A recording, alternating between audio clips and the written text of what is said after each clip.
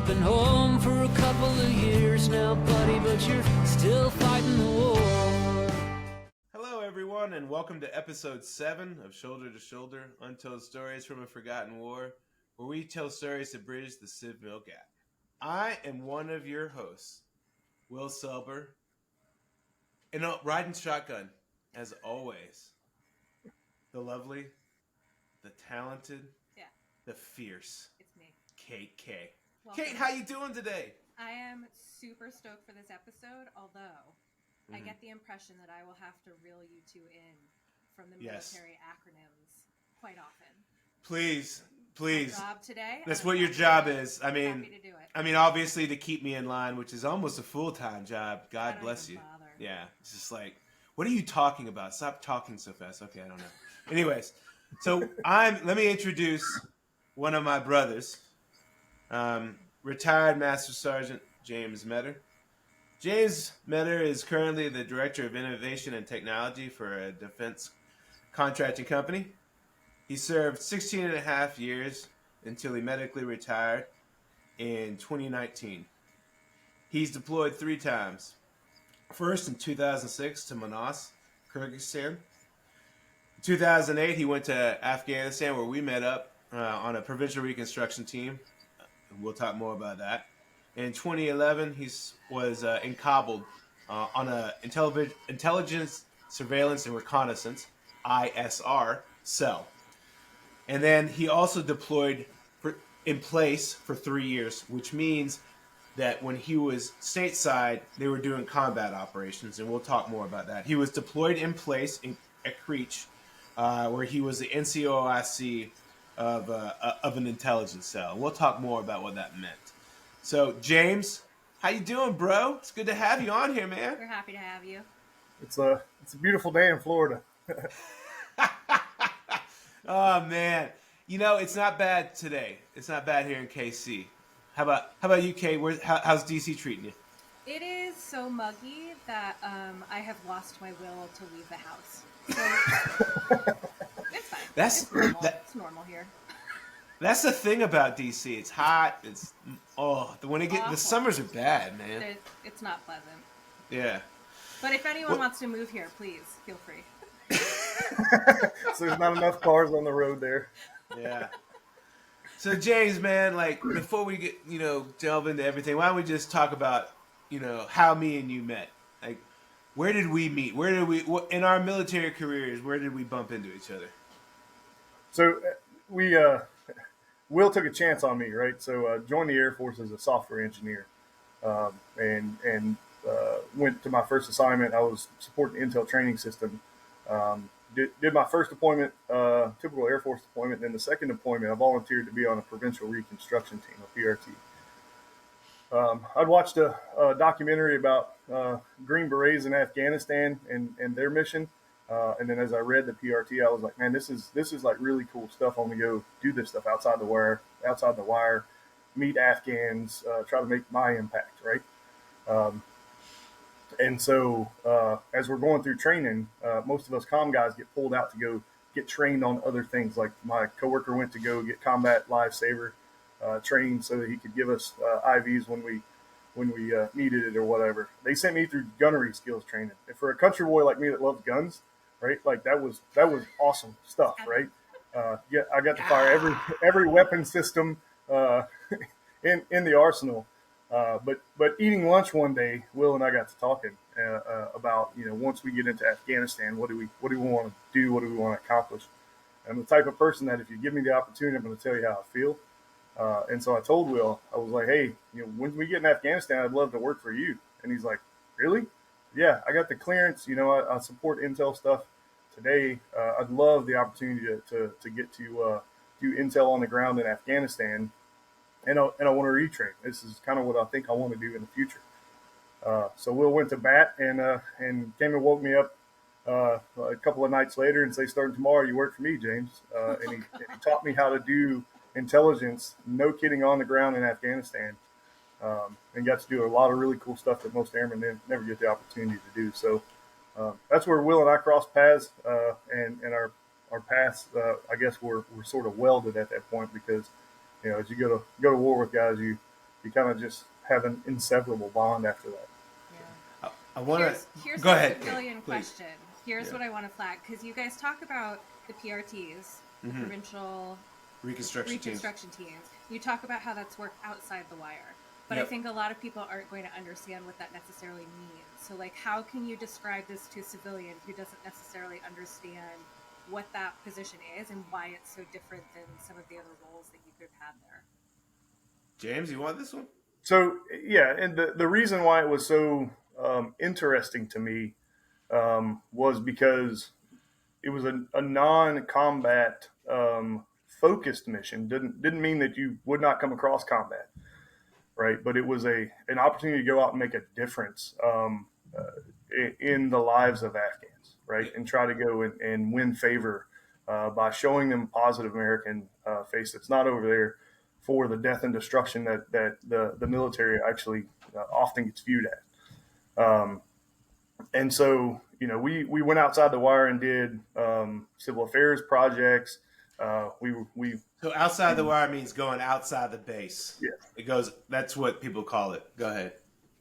Yeah, so we were going, into the Afghan communities and completing projects and establishing relationships and doing a lot of things that we thought, at least as Americans, would make a positive impact on their lives.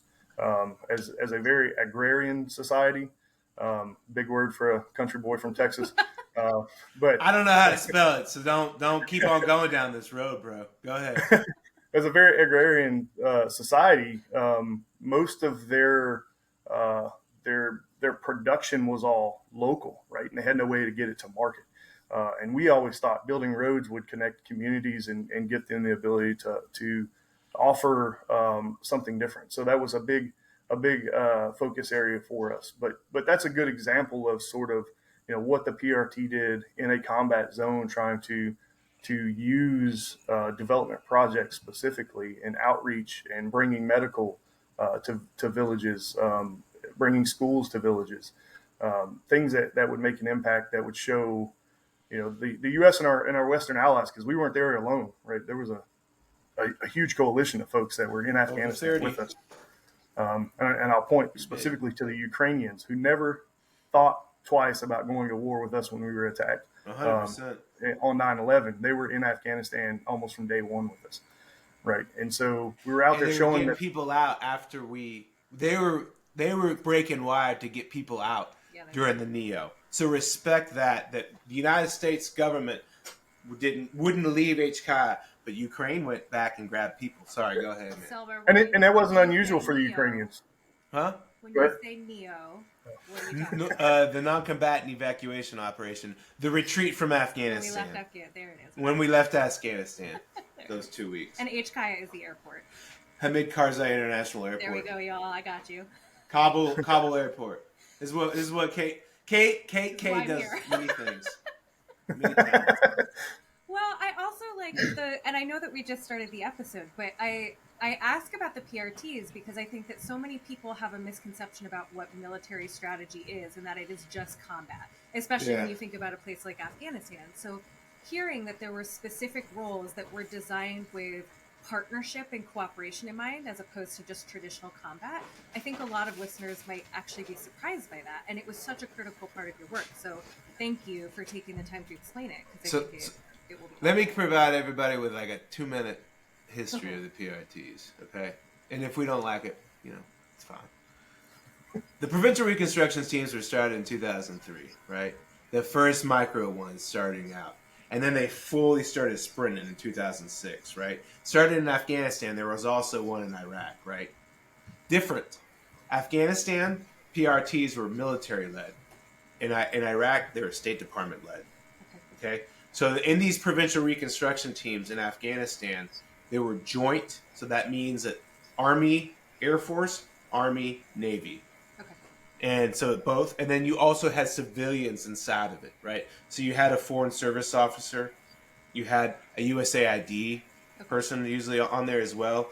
United States Agency International Development? Thank you. Yeah, and you also had other civilians inside of it. So it was supposed to be we didn't meet each other before we went to training. We met at training. They formed us. Okay. We trained together, and then we deployed. So it was like a pickup game of basketball. Yeah. You go out there and you're like, I'll take these 5, and you go. James, you got scooped up, you lucky guy. Well, and that's the way it was supposed to work. That we go through training together. We'd spend 2 to 3 months of combat pre-deployment training. Take a bunch of Air Force guys like us that, well, at least myself at the time, my previous deployment was a typical Air Force deployment, right? But then the PRT deployment, I'm in an Army unit essentially. Never gone through combat training other than our basic training, Warrior Week that we do in the Air Force. So, sending us through that all those combat training so that we can get familiar with our security force that would be there to provide us security, so that we can learn some of the skills and learn to embrace the suck, as we call it, in a deployed environment, where it's like being on the moon sometimes. But in theory, then we deployed together as one team. As soon as we deployed, our security force got pulled from us, and so we got reassigned a security force. So half of our team was new and that's right. So we went with a guard team, right? That was going to be our security force, but they got pulled to do another mission, and then they gave us somebody else, and so we had to do that while we got there. So reforming bonds is what it was difficult for sure. Well, especially because there's such a immediate need to rely on that bond when it doesn't even exist. You know what I mean? Like, you don't want to be in a traumatic situation, and that's when you're just getting to know the person next to you. So that's hard. Yeah. So, hey, James. So so I said yes. Good decision by my part. And then we went to Afghanistan. We went to Bagram Airfield, which is where our headquarters was at. Right. We were in charge of 2 provinces. So Kapisa, which is right next door, kind of northeast of Kabul, right? The smallest province of Afghanistan. And then Parwan, which was right next to it, right, in the west. It looks like a barking dog if you looked at it on the picture, on top of Kabul. So they're kind of right above Kabul. So we had 2 provinces, right? So what was your job like? Like, what were you doing? So what I tell people, really, I think the highlights of it were going out and establishing relationships. We non-kinetic targeted Taliban commanders, so we go sit with the Taliban, try to convince them to leave the Taliban, or at least not blow us up as we came in and out of their village. And Will always poked fun at me that I was running around in the land of the mythical Taliban, because he was over in Kapiso, where the actual fighting every day was happening. And I was going to a place called Koisafi, where there was really the support base for attacks into Kabul, the support base for pushing things out into Kapisa. But we'd go down there and meet with Taliban commanders and try to convince them that all Americans aren't here for bad, and we would partner with them to try to achieve some of the aid projects that we were trying to do. So I got to meet with those fellers, learn that they're not a lot different than us from Texas, those country boys from Texas. Exactly. Very pragmatic people, very share a lot of the same values that we do, even if we celebrate through different faiths that aren't so different, as I talked to several of them about on the mountains of Afghanistan. But we did that, and through that relationships building, we gained a level of trust where guys would start calling and providing us intelligence, right? And so we would go through and vet which guys are reporting reliably. We'd reach out to other folks and try to verify some of their reporting, figure out the guys worth passing off, and then we'd pass them off to collection agencies.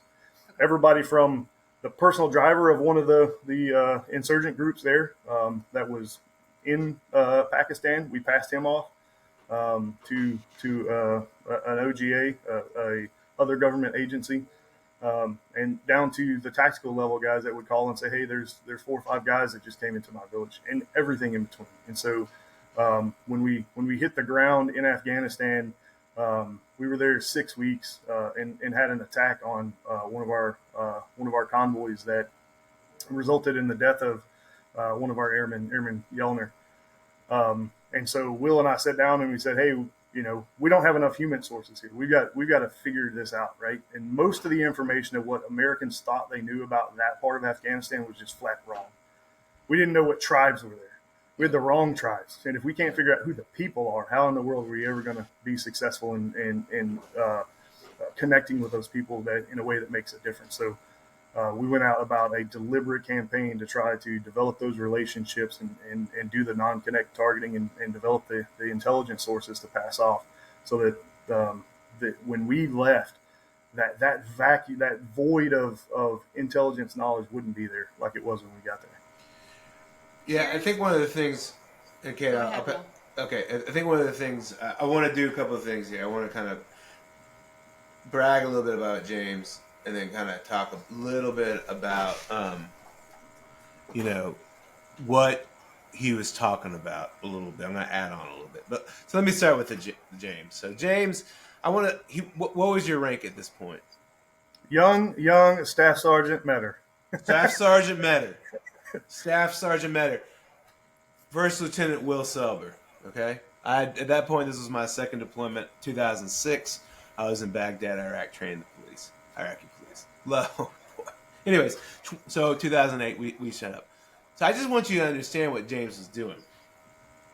James was going to the part of Parwan that had the most kinetic activity, and he was attaching himself to units from the 101st Airborne sometimes, and going out to Khoe Safi, which was not a picnic place, and going out and talking to elders, talking to people to establish rapport.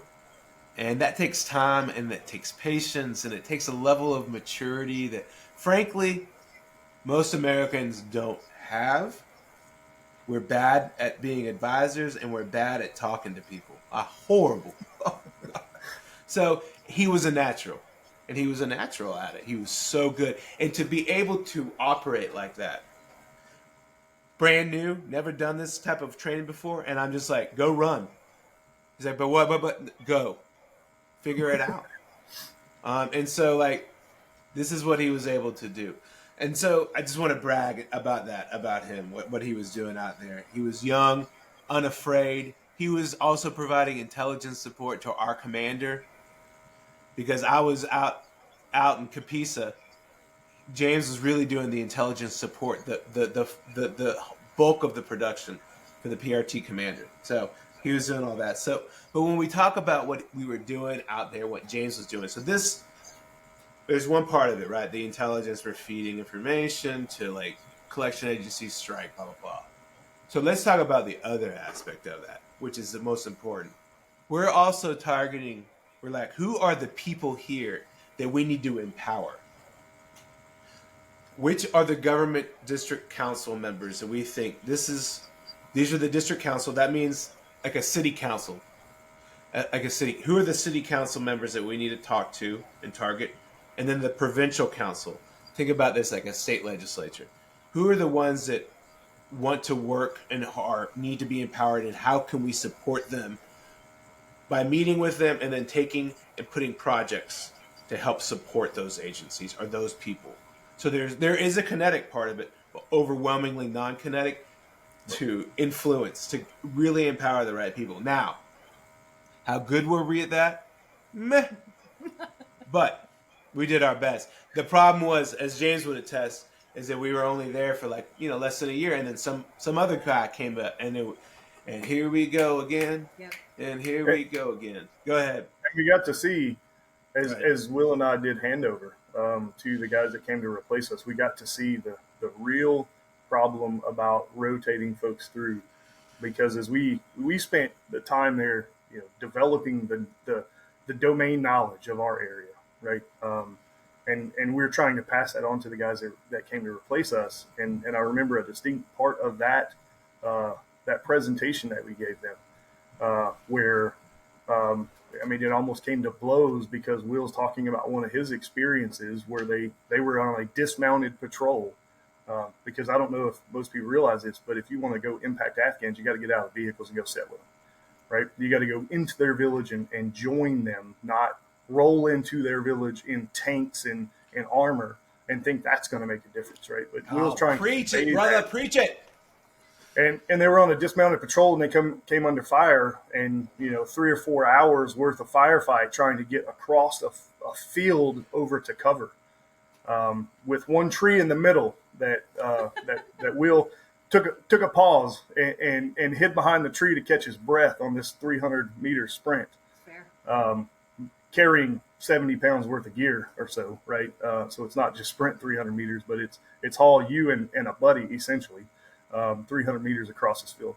And the guys just erupted. I don't understand why you guys were dismounted. Don't you know where you're at? Like, no, I don't know why you guys don't get it. Don't you know where you're at? Like, we've been here. We know these people. We've spent the time to develop the relationships, and we're trying to pass that domain knowledge on to you so that you can continue to do and make the difference that we were striving to make, that we've deliberately developed this knowledge about. But they weren't willing to hear it just because Will was dismounted on one patrol. And that really kind of highlights, I think, a problem that we had trying to pass. I'm here for a year. You're here for a year. You're here for a year, and that domain knowledge just continues to get lost as you go across that.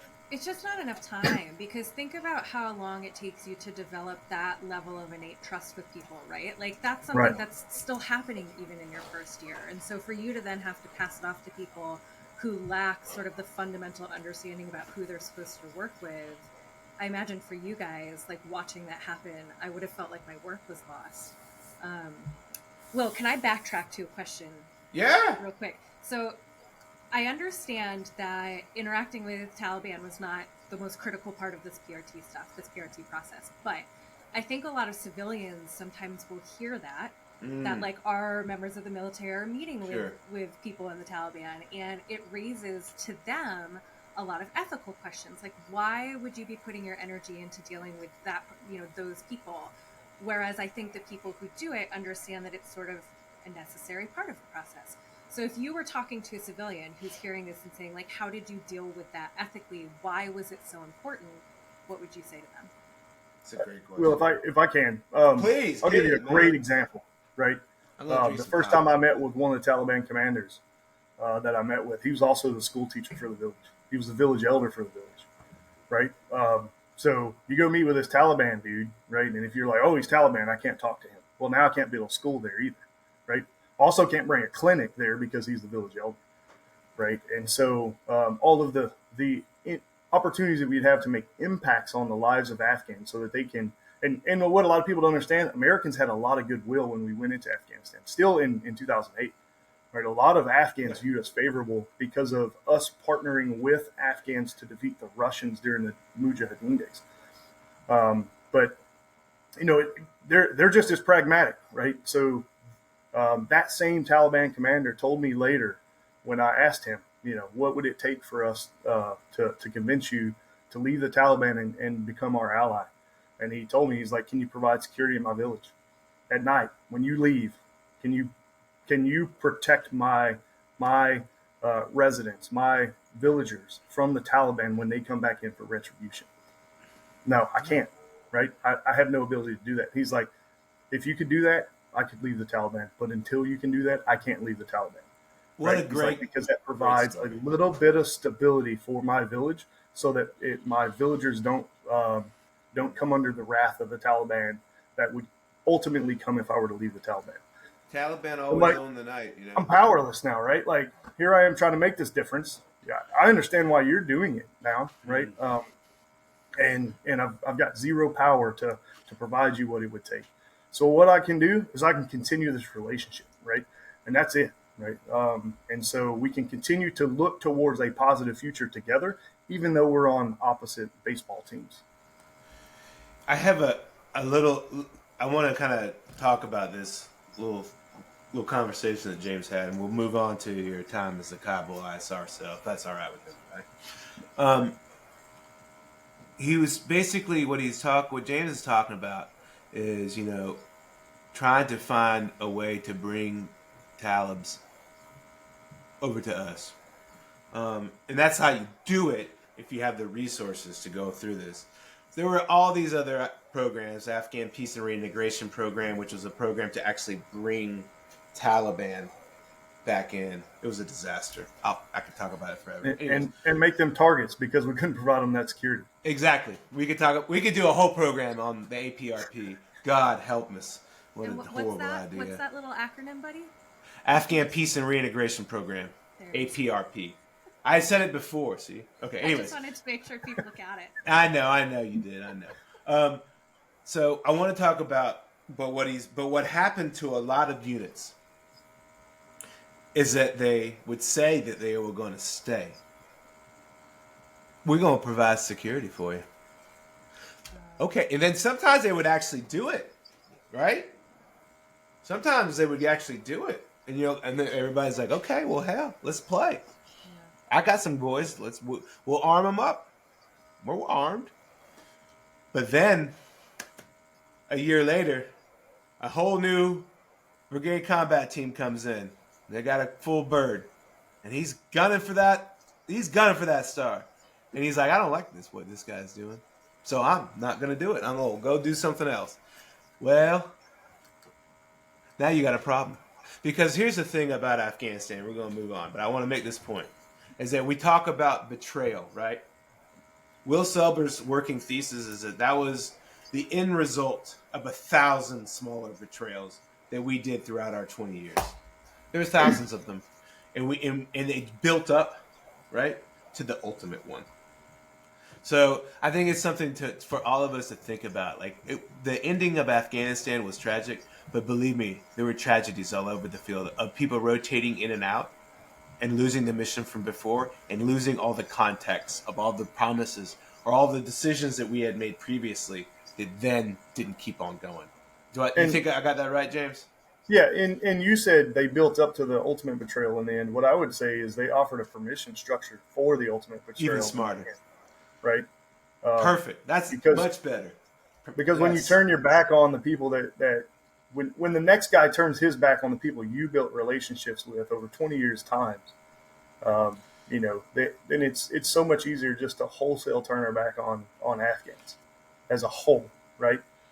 It's so much easier to leave our allies in Afghanistan because it's just the next betrayal, right? And we've betrayed Afghans enough while most Americans were not paying attention, that the only people turning our backs on the Afghans at the very end was just the military again, right? And it's the same leaders that grew up in this system of 20 years of continuous betrayal and turning our backs that it operated in that permission structure that it's okay, right? And so they certainly weren't able to put together convincing arguments to the politicians because they live their lives in that same permission structure. I think that listening to you talk, it raises a word that I think not a lot of people associate with military culture, which is diplomacy, right? Like they were sending you out there. A lot of people look at military and they think all you guys are there to do is fight. And I think it is so much more. And I hope that listeners are able to sort of broaden their understanding of the work you did, because you're looking at two men who came into a situation and volunteered to be the people who are going to go into these Afghan communities and to engage in these really important relationships and to protect the people and to understand them. None of that is that traditional understanding of what warfare is supposed to look like. And so I hope people, when they talk about this betrayal and why it affects veterans so deeply, they can understand that it's because so much of what you did there was about engaging with these people in a way that was meaningful, and that was taken from you. Yeah. So let's transition to, and I don't know anything about this. 2011, James went back, right? 3 years later, he leaves. We go our separate ways. Okay. We bomb burst back to the world, baby. And then you return in 3 years later, and you're part of an ISR cell. Let's try to make it as accessible as possible for people on what you were doing during that time. Yeah. So after we got back from Afghanistan that first time, like I was like, I absolutely love this intelligence job. So I retrained to be an intel analyst. I thought I was going to be able to do that Jason Bourne stuff for the rest of my life. Right? Never once got that opportunity again. Um, but I was always chasing, right? It'll come when you least expect it, buddy. So just be ready. But anyway, so from there I retrain. I become an intel analyst. I get stuck in the ISR world, right? Which intelligence, surveillance, and reconnaissance. Just think spy planes, right? And so they say, once you get the ISR stink on you, you can never get it off. And as soon as I retrained, I got sprayed by the skunk, right? And I never got the opportunity to get out of the ISR world. Today, that turned out to be a very fortuitous blessing because it set me up for where I'm at today. But what it meant was the next time I went back to Afghanistan, I'm sitting inside of an ISR cell, an ISR operations cell, where we monitored and controlled most of the ISR assets. So when you think MQ-9s, MQ-1s, other spy planes, ISR planes, they're all in there, right? And so we've got walls covered in screens that we're watching every single one of the planes that's up, and that we're tracking, convoys, and we're doing route scans in front of them, looking for indicators, IEDs.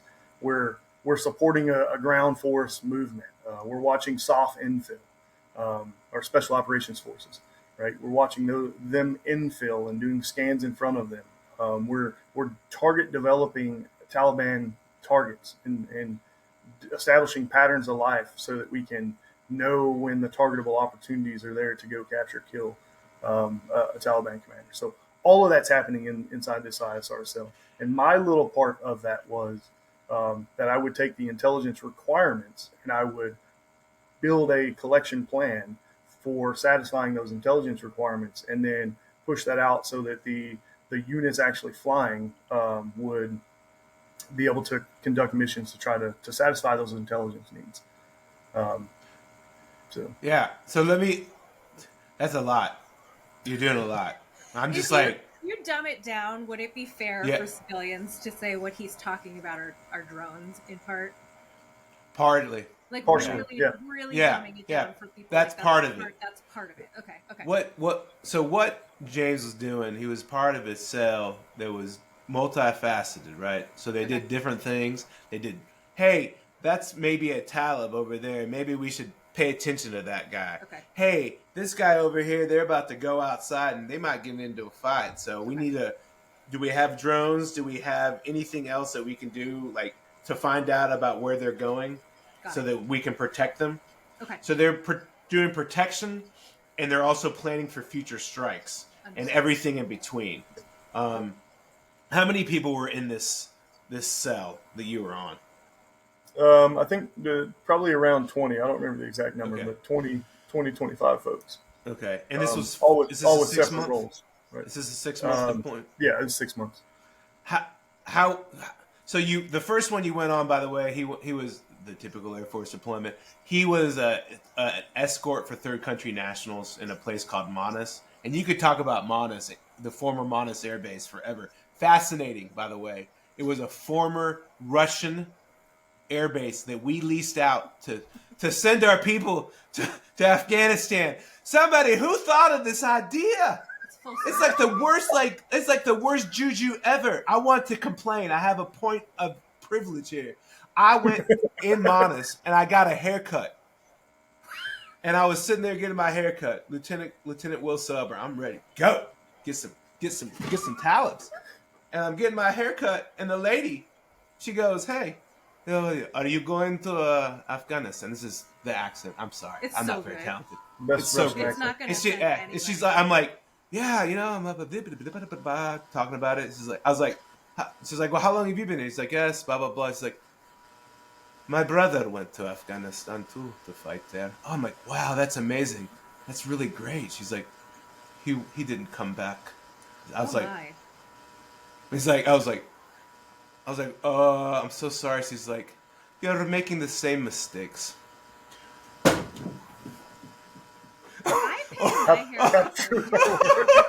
I was just like, oh my God, why are we here? Anyways, I'm so sorry. I had to tell that story. It was like the worst juju ever going there. So he was like in charge of bringing like third country nationals, so like local nationals, Okay. to come on base and do work on an American air base. And so you have to have people that monitor them so that they're not collecting on you, right? Because that's how you put somebody in there to do collection on you. And then also to make sure they're not stealing anything or stuff like that. Or if there's any problems, that you're there to talk on their behalf. Is that basically what you were doing in the first one, James? Yeah, absolutely, 100%. Okay, and then he did the PRT, and then he did the ISR cell.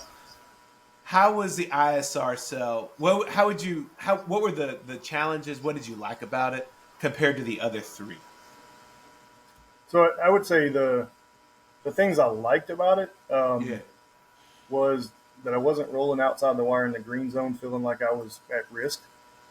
Number one, right? I got that opportunity one time while I was there to go get oil changed on one of the vehicles that the general drives. Wow. And all it took was once, and I was like, this is not for me. Like rolling around the green zone, come back like, I was outside the wire today. Um, I really I learned a ton there because my impression of intelligence before that was the stuff that I did outside the wire, the developing human relationships, sort of stuff. And here I am watching the war through a screen, but learning all the technology that goes into that. Because being a tech nerd, and a guy with a software engineering background, um, I found that interesting. The fact that we had cameras on airplanes that then streamed it off over a satellite and it hit somewhere, and all this communication technology that makes all this possible. So that guys like me could sit inside that cell and see this, or a commander could sit in a TOC and see that, or the JTAC, the joint, whatever it stands for, the guy that calls in bombs, Joint Terminal Attack Air Control. Controller. So the guy that actually calls in airstrikes that you see in all the war movies, so that guy can now see that on an iPad or an Android phone attached to his chest, and he can, no kidding, see where the friendlies are compared to the enemy, and can call in effects based on that, and we can make decisions based on that. That I thought was really cool. That was the part of it I really enjoyed. If you ask me what I didn't like, number one, it was the fact that most of the people I was surrounded with had never met an Afghan in their life. Yeah. Right? We had brought in Indonesians to clean the bathrooms. Right? So even on base, the TCNs on base weren't even Afghans. They'd never met an Afghan in their life. And so every Afghan they saw in those pixels was a terrorist to them.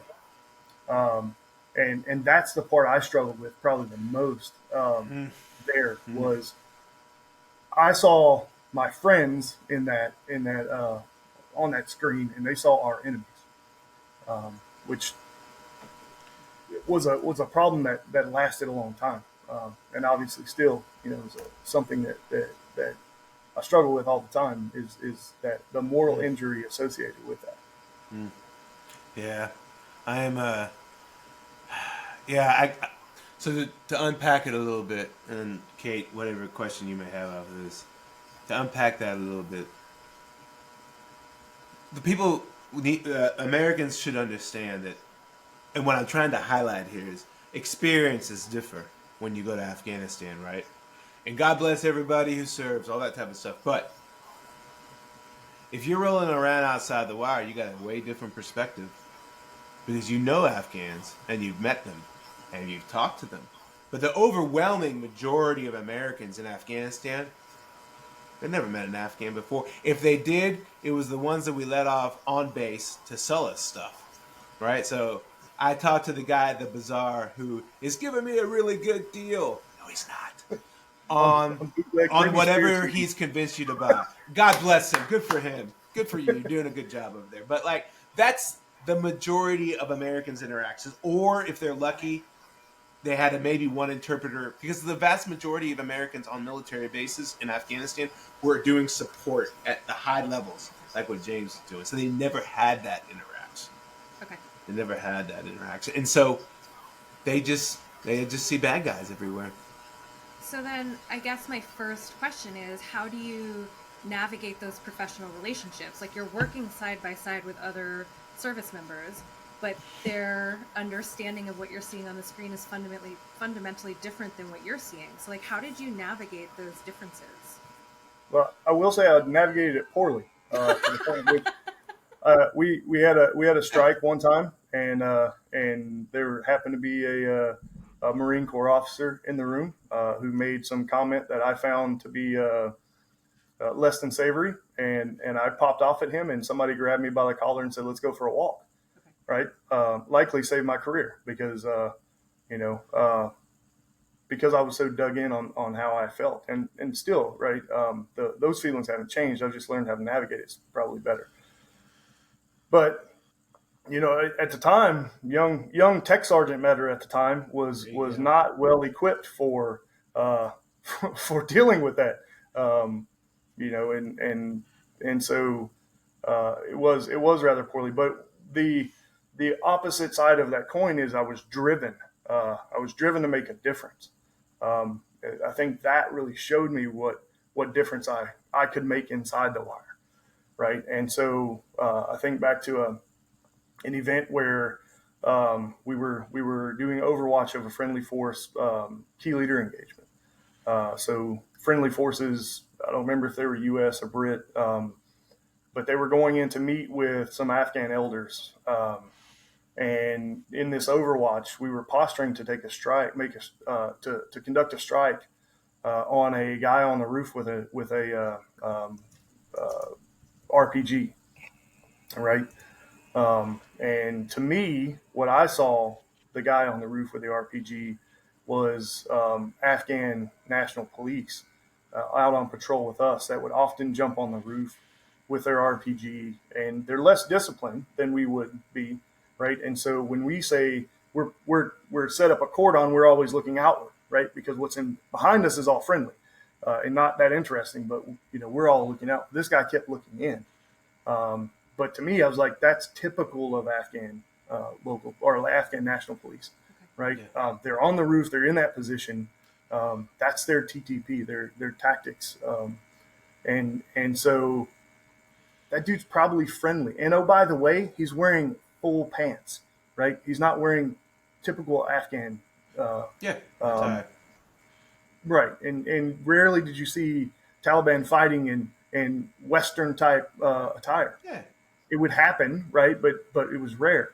And so for this guy to be in the open on the roof wearing what looked like a military uniform, like that's not a Talib to me, right? And so I asked the guys that were actually in control, the C2 guys, like, well, what are we looking to strike? That guy right there? And they're like, yeah, he's a bad guy. He's up there he's armed, looking in. Like, find out if the Afghan local or the Afghan National Police have an outer cordon for the group. Like, what are you talking about? I was like, that's ANP. That's an ANP tactic. I know that. I've seen that, right? I'm the only guy in the room that's ever been outside the wire on patrol. I'm telling you, that's a friendly dude up there. And so he reluctantly types it in chat. Hey, is there any friendly forces with an exterior cordon? Yeah, we got ANP on patrol with us. Are we sure that guy's not ANP? Hold on. Cancel the strike, right? And we didn't strike that dude that day because it was an internal drive of mine to make sure that we didn't, to try to reduce the number of fratricides that we had because I had been outside the wire, because I had that experience. And I found a way that I could make a difference with that experience inside the wire in this very removed mission set from on patrol. I want to ask a sensitive question. And James, with the reminder that if you either don't want to answer it or can't, both of those responses are totally fine. I am coming from the perspective of a civilian who, most of what I understand of these intel programs, it's what you see in a movie, right? And it's what the media tells you, which is a lot of like, what you guys are mostly doing is you are just killing people and it's innocent people. And I don't think that's a fair or accurate representation of what you do, but I have to assume that there were times when maybe somebody was caught up in an instance when they weren't meant to.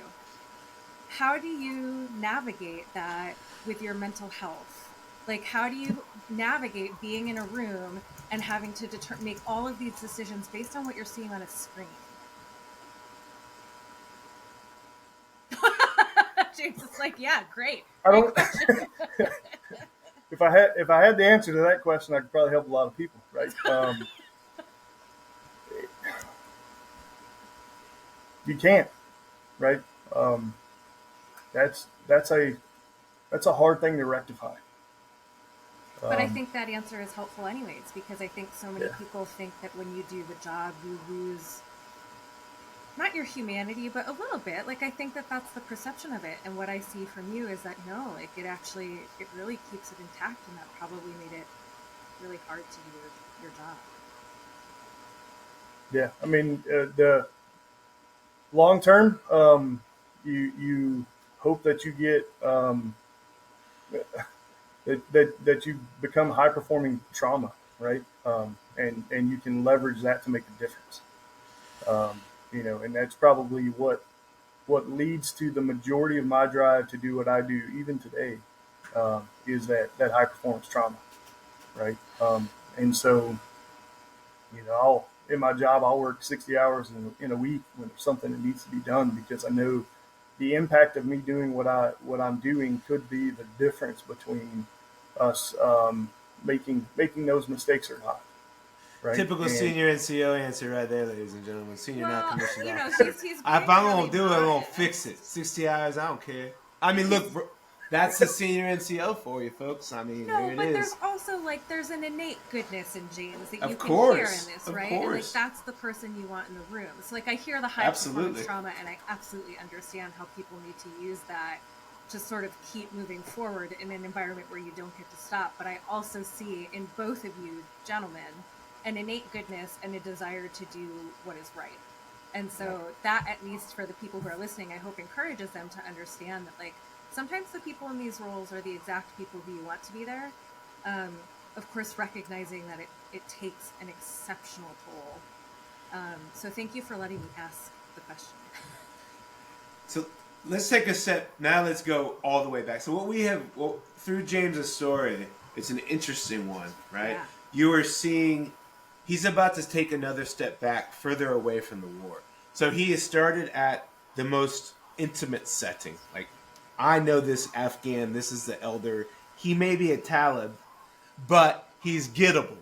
We got to put in the work, and we can flip somebody, right? Hey, man, hearts and minds, if you're going to do it, it takes things.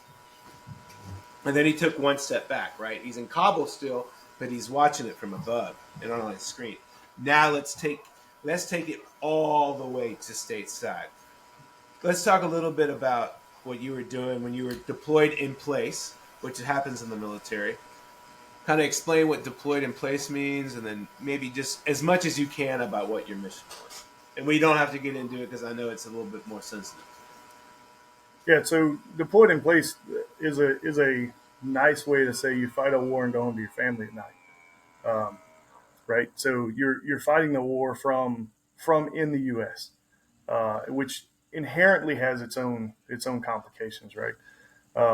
And so being in an organization that did that, they related us a lot to trauma nurses, to trauma docs, right? That see some of the worst possible things, and then they have to go home at the end of that, right? And after a 16-hour shift in the trauma ER, trying to save somebody's life where they didn't, they weren't able to do it or whatever, and they face that loss of life and that death and stuff, and then they have to compartmentalize that and then go home and wake their kids up to take them to school or whatever, right? And so there was a lot of that same stuff because we're fighting the war. We're seeing death. I mean, death is part of war. Destruction is part of war, as much as trying to make that difference from a non-kinetic perspective. The kinetic side of war is a honest part of war, right? And so we would do that for whatever our shift was, 12-hour shift, 14 if you really consider it, and then an hour to drive on both sides. So,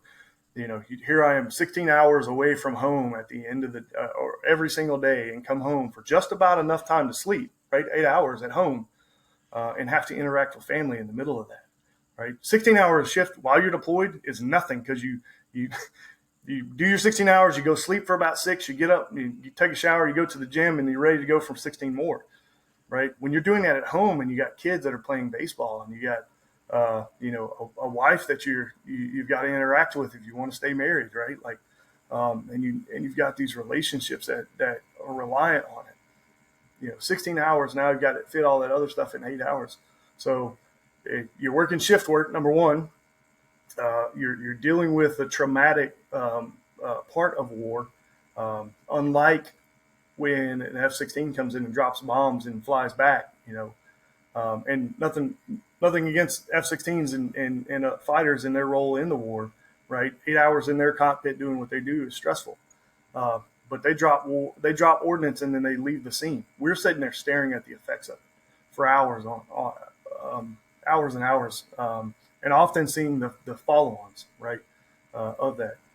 And so that was a day-to-day occurrence that then we turned around and we go home to our families and try not to carry that baggage with us, which is probably one of the hardest things. And one of to the point at which the psych docs would tell us, you guys are related to trauma nurses. You have a lot of the same traumatic experiences, and you don't realize how important that trauma nurse coming out of the ER and taking a shower is, because that shower becomes the compartmentalization, right? And when they show up to work and they put on the scrubs, that becomes the other wall of that compartmentalization. So they made sure to make it a point, like, take your uniform off, right? Because of the stress that was inherent to doing that job. And again, the same traumatic experiences of watching folks in the pixels, that I experienced in Kabul was the same exact thing there, because we're watching the people in the pixels. But the folks that I'm working with on a day-to-day basis were just about the same. It was very rare to come in contact. Now we're talking hundreds of intelligence professionals out there. And it's rare to come in contact with any of those intelligence professionals or the pilots or the sensor operators that had ever met an Afghan, ever had any sort of interaction with an Afghan. It was a double-edged sword because they gave me some unique experience that I could share. They put me in charge of standing up the wing level intelligence function, so I could teach young airmen how to do intelligence, how to write intelligence, how to understand the problem. But it also was very difficult to find somebody else that you could relate to who would see the same stuff in the pixels that you were seeing. Especially when it was a traumatic event. Yeah. I'm hearing a lot of isolation, because I fully recognize why the therapists and everybody is saying okay, at the end of the day, you take the uniform off and you take your shower, and there's supposed to be this transition. But at the same time, 8 hours between those 16-hour shifts is nothing. You're not going to start to release any of that tension. So you're talking about, you've got kids, you got to go to their games. What are the ways that sort of bled into the rest of your life? You also don't have to answer that, James.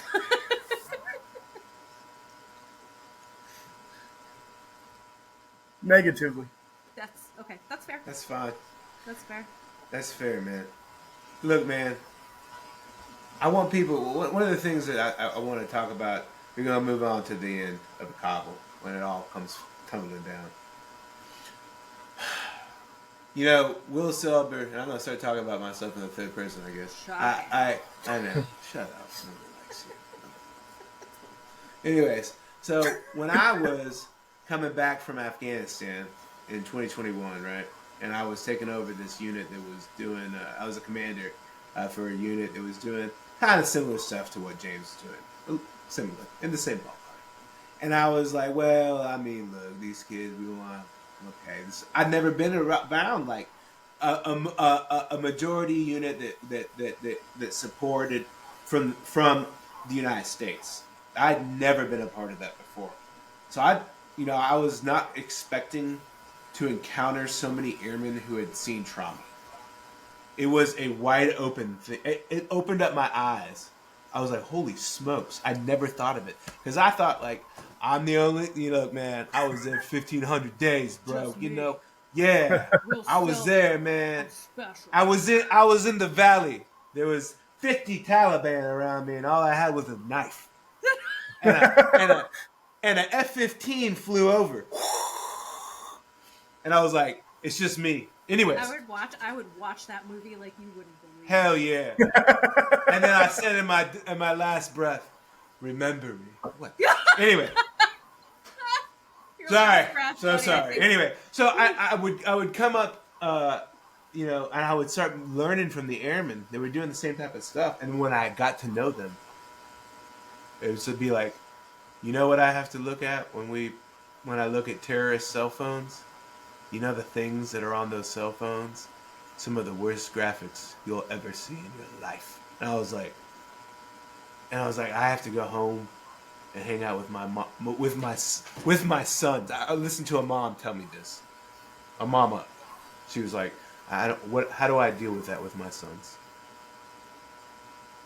Now, there's things that the military does, the airmen resiliency teams, things like that. They try to get at that, and we're gonna bring somebody on next week who's gonna talk about what we're doing to kind of try his best to do more to help our airmen and our service members when they're dealing with this type of stuff. But I just want to commend you, James. Like it's your career. You did 16 and a half years. You medically retired. We want to talk about that. It's up to you. But like, I just like you have had so many incredible experiences. You've experienced war from all levels. That you have a vast range of like I know what it's like to talk, and I know what it's like just to watch it in a cold-hearted way, right? And I'm really impressed by that, man. Just want you to know that, and I want to talk a little bit about Afghanistan, the ending. You were medically retired by 2021, right? Yep. Yeah, Okay. medically retired in 2019. Yeah. And so you've been out for 2 years, and that's not an easy transition process, right? It's hard.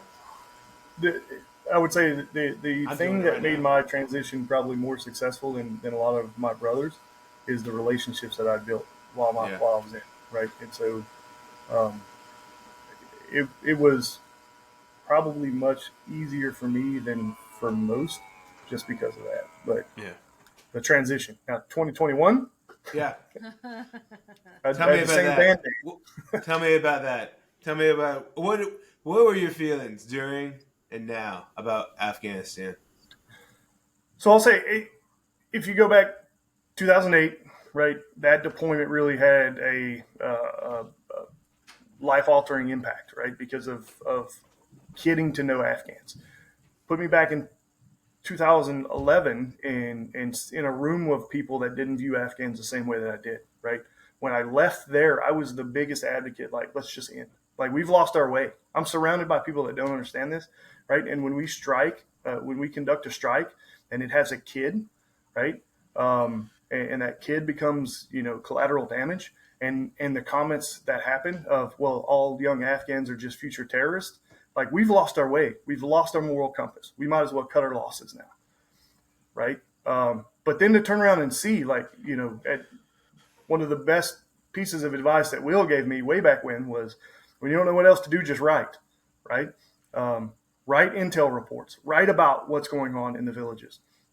And at the end of our tour there, we mostly me, but Will edited at least, wrote a 16-page final assessment. Think of it an intelligence research paper that says, this is what we've seen happen in the 9 months that we've been on the ground here. Here's how it's developed, and kind of cross-reference that with here's what happened when we captured, killed a Taliban commander or struck him, right? Here's what happened to the villagers, the propaganda and influence campaigns that the Taliban would take in the lull of violence that we would celebrate. Oh, every time we strike somebody, there's 2 weeks with no attacks. Like, yeah, on us, right? But that's because they've turned their focus on the villagers in that village, right? And so it was a very dire assessment that said we have lost terrain by fighting the war the way that we've been fighting it. But the majority of it was here's how we can change that, right? We can start to work on security at the village level, right? Just like the Taliban commander told me. If you want me to leave the Taliban, you got to provide me security. So we've got to solve that problem. We've got to work on integrating Afghans into the greater society, right? There's a bunch of different things that we can do to change that. And we've got to stop playing whack-a-mole where we think killing Taliban commanders is the way that we get out, right? And I put a line in there that I later heard Secretary Gates, the Secretary of Defense, say in his testimony to Congress that winning the war in Afghanistan is not about the number of Taliban you kill; it's the number of Afghans you protect from the Taliban, right? That's it. And so Boom. then, and after 2011, as we start to see the Afghan local police program stand up, the village security initiatives, the VSOs that you went back and took part in, Will, we started seeing those things stand up and have success because we're providing security at the village level. We took an approach that was less about just killing Taliban commanders and more about building relationships with Afghans. And so I was like, we're on the right track. We will reach a point somewhere where Americans are in a foreign internal defense role and no longer in this active counterinsurgent role. And I think by 2020 we had gotten there, right? Where the Americans were no longer the ones fighting the war. We were providing some key enabling capabilities to the Afghans to let those Afghan warriors fight for themselves. And they were doing a heck of a job. Were they fighting like Americans? Not exactly, right? Were they up to our standard? Thank God. Probably not. Right.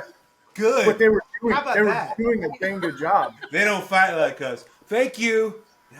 And then we go into this power sharing negotiation with the Taliban. Probably a positive idea, right? It's the right approach because Afghanistan post America would have Taliban involved in it in one way, shape, or form. But then we throw the baby out with the bathwater, right? We negotiate the surrender of our Afghan friends. We pull out every key enabling capability that the Afghans relied on.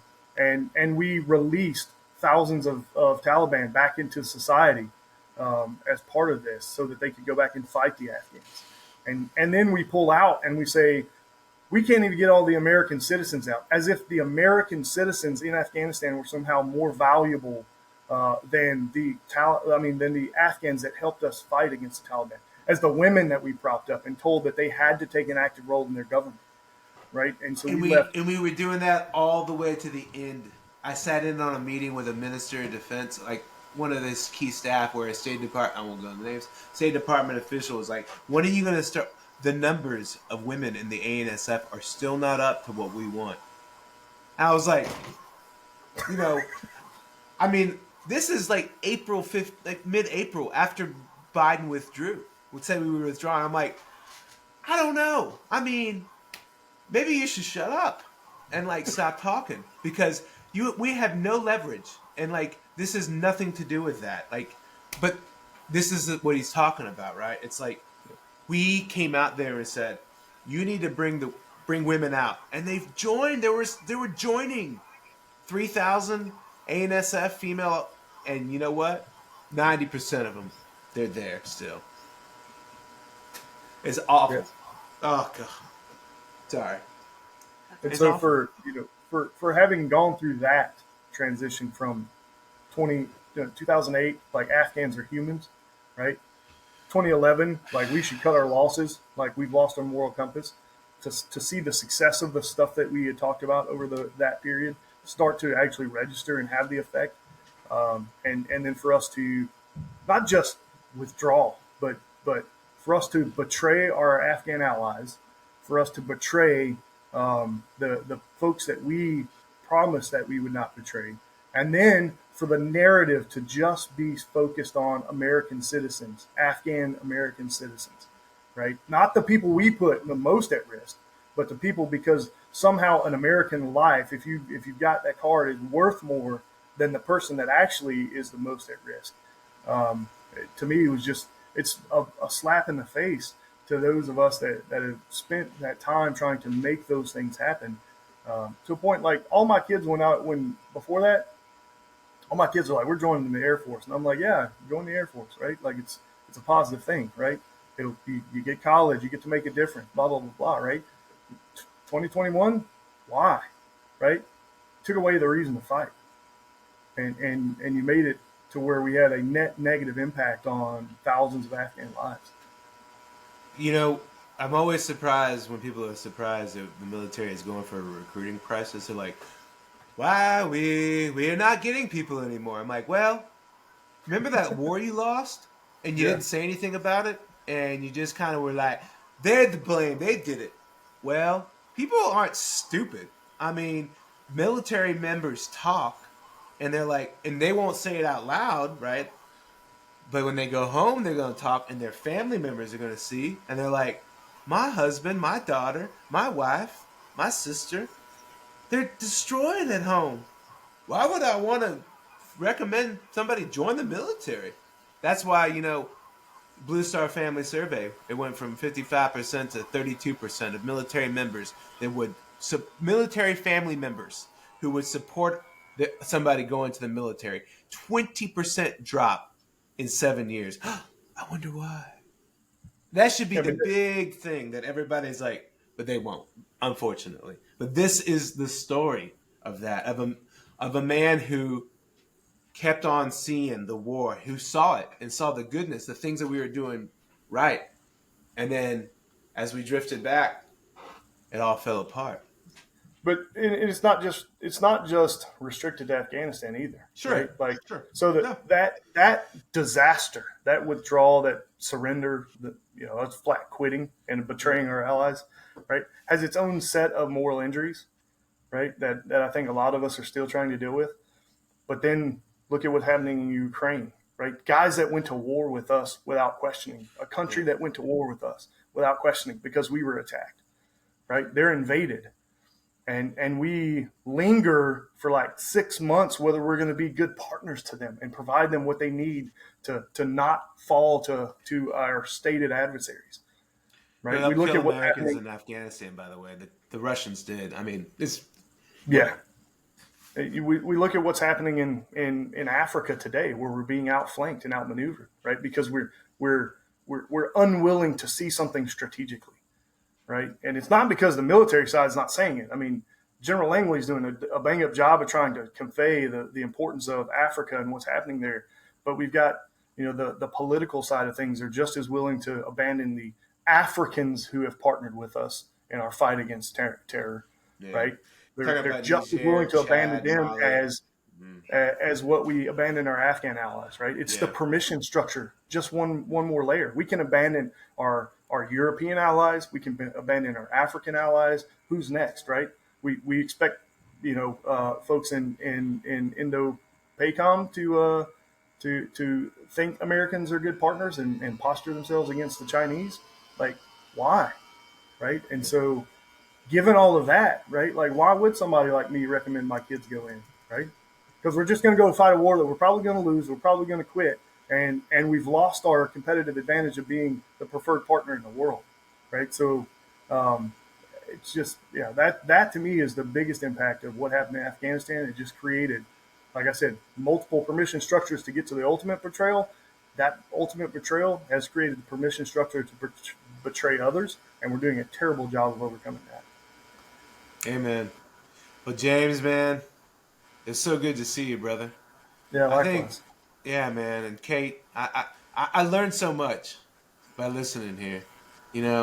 It's a great story, and it's a story of somebody who came to know the Afghans, and he kept on taking a step back and was trying to tell people, you gotta see the world through their eyes, and stop seeing them through yours. I'm We ate grateful. for too long. Go I'm ahead. grateful for your candor Yeah. because I think that our understanding of what a veteran is so specific and it's so wrong. It just ignores the realities of the situation. So I'm grateful that you were willing to field some of my questions because I think it's going to be really helpful, not only to people to understand what your military experience is like, but it's going to help other service members and veterans feel heard. And so I want to offer my gratitude to you for coming on and to giving a voice to this because it's going to help people. Well, I appreciate right. you guys letting me come on and tell my little story, my part. I love Well, it. man, love it. Well, we're gonna go ahead and wrap it up today. We really appreciate every viewer. Thank you for commenting. If you would like to, please go ahead open on all the channels. Do me a favor, give us good reviews. Give us share it widely. Support a veteran. Support the troops. Come on, here we And go. their Give us friends. 5-star review. And their friends. And their friends. She's a veteran. When I say veteran, that includes Kate K. Oh, y'all, I've been in it. Yeah. That's right. All right. All right. Well, thank So, you hey, so much, everyone. love you. Love you.